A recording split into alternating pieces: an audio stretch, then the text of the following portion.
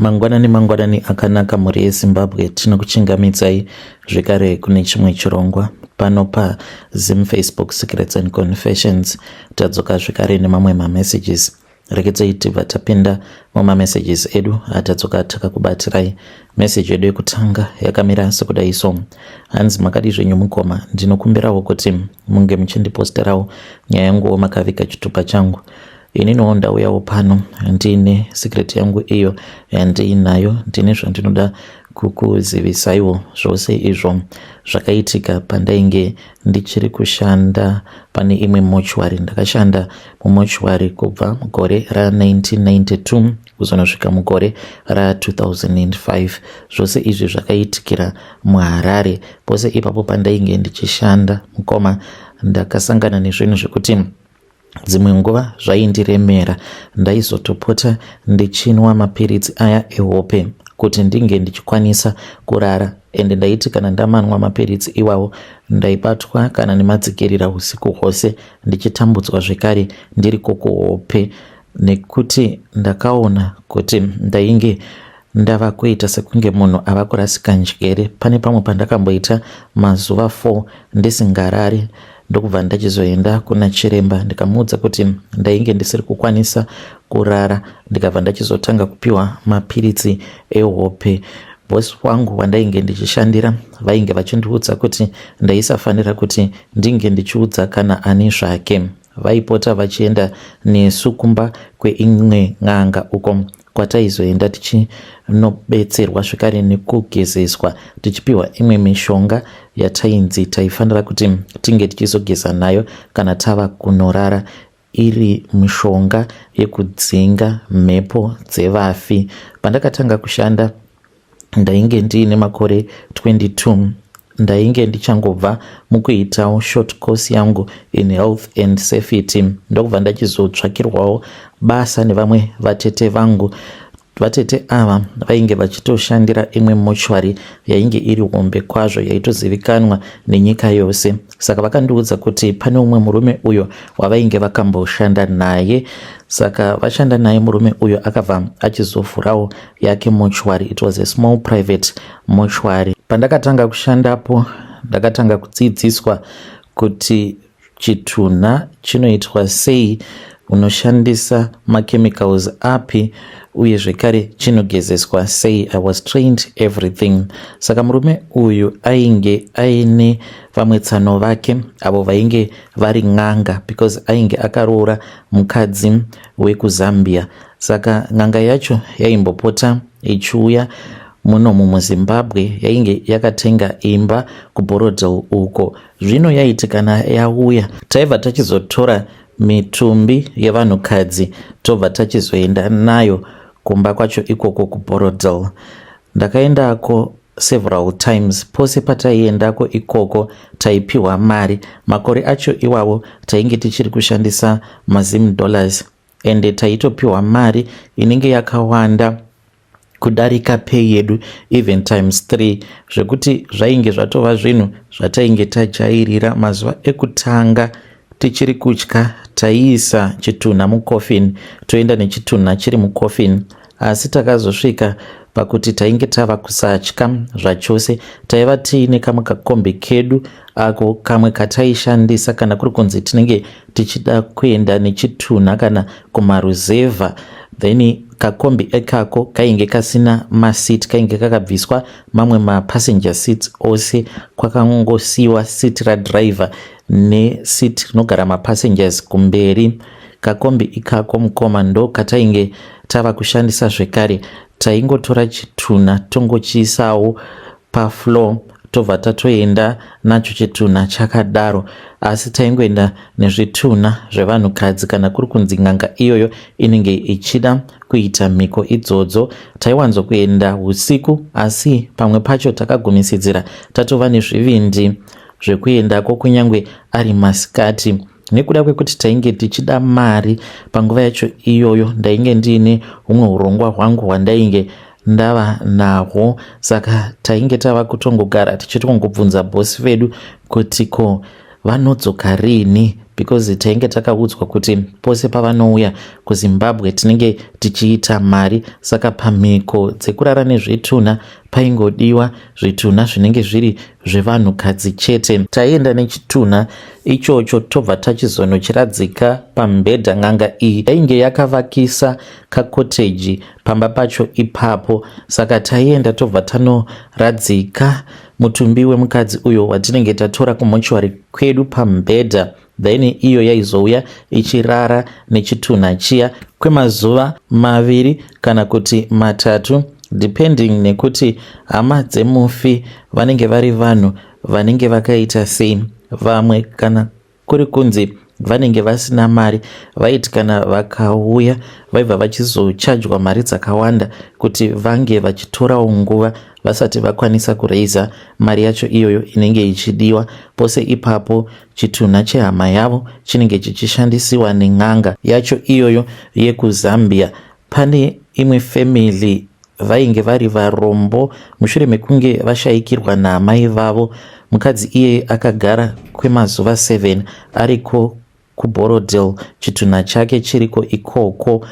Ivo vachiti kana vakauya vachikumbira vainge vachinyimwa chitunha chehama yavo vachiudzwa kuti mari iri kuramba ichiwedzera. Izvo chitunha chehama yavo chainge chitori bhizi chichishandisiwa kuBorodale. Vakazongoita sekunge vanzwirwa tsitsi, ndopavakabva vachizouya vakabva vachizonzi chibhadharai mari yamunokwanisa. Vakabhadhara vakatenda chaizvo, asi vainge vasingatozvizivi kuti ndo zvainge zvakaitika panguva yacho iyoyo. So taipiwa mari kana vari sevanhurume. Vanhurume vaichekwa kanyama kumusana kwavo uku, ndiwo mabody parts chete aingotorwa. Vainge vasingatori mabody parts sezvimwe zvandinonzwa izvozvo.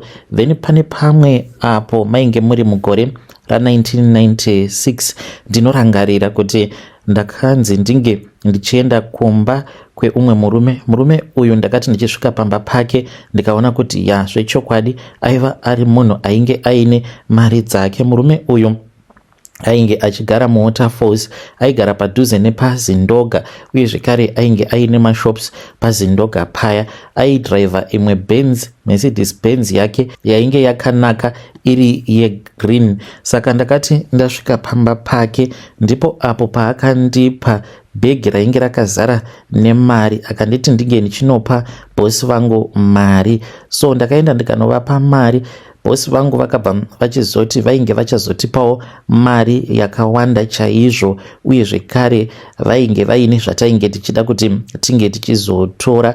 Vakati ivo vachazotiratidza mutumbi kana kuri kunzi panenge paine chitunha chinenge chauya, vobva vatiudza kuti tinge tichizotora chii. Saka zvinoitika mukomana acho ndezvekuti kana munhu akafa paya, muviri wake unoreleasa everything, wet fluids including tsvina chaiyo. Munhu pakunofa paya anotoita tsvina, saka vanhu vazhinji havatozvizivi. Saka tsvina iyo iya inoitwa nemunhu paya paanenge achitandadza, tsvina iyoyo vanoishandisa chaizvo apo panenge pachiitwa mhiko dzemamani rituals. Saka takabva tachizoudzwa kuti mutumbi uyo unenge wauya tinenge tichifanira kuti tinge tichitanga tatora tsvina dzacho dzose idzodzo tobva tachizoisa mubhodhoro. Takaita saizvozvo tikaenda tikanopa murume iyeye, hamene kuti iye akazoenda nadzo kupi tsvina idzodzo. Zvekare pane umwe murume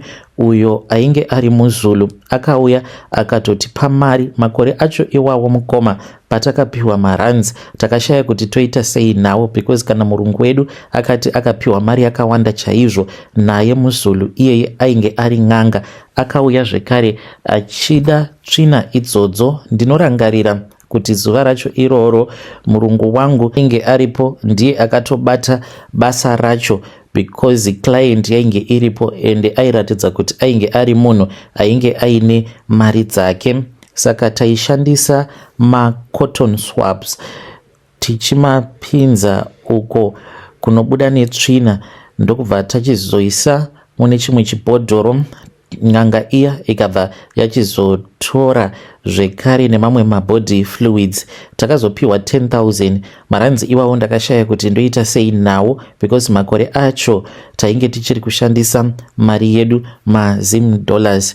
Ndakachizotanga kusangana nezvipoko. Ndakatanga kusangana nezvipoko mainge muri mugore ra1997. Ipapo pane umwe mutumbi weumwe mukomana uyu akarohwa nemotikari neSamura Machel Avenue. Saka akabva achizouya pamochwari pedu.